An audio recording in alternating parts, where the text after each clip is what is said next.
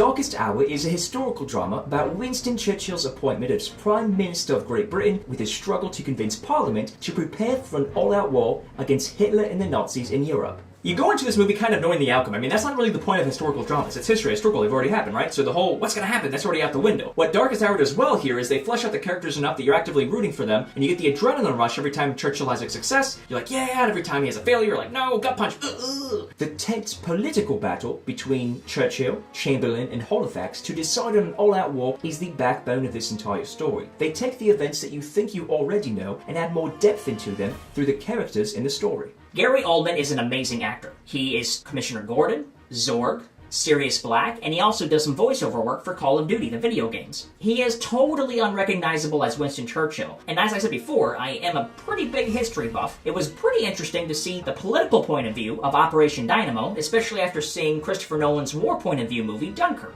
But there wasn't really much here to keep my attention.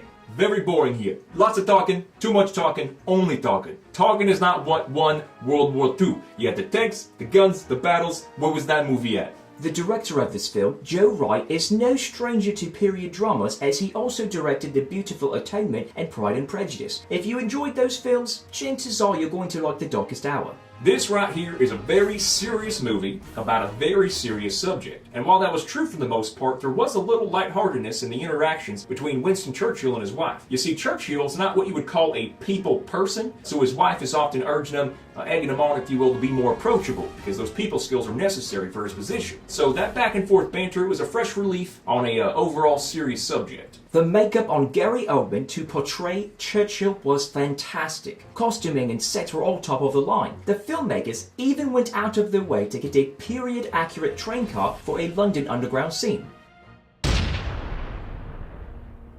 If you enjoy historical dramas, great directing, and Oscar-worthy performances like I do, you will definitely want to see this movie.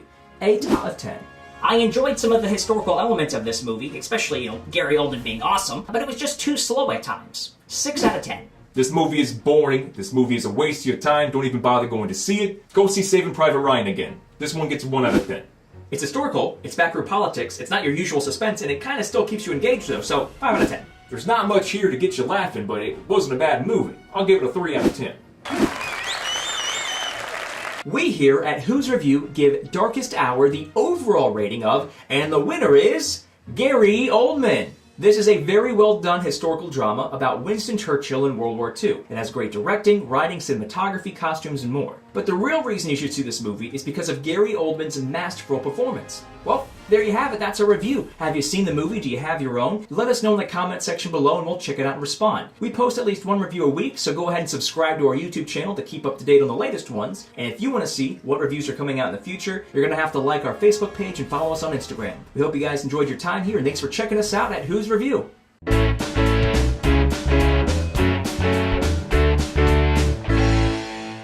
Go, Churchill, go! Get those Nazis!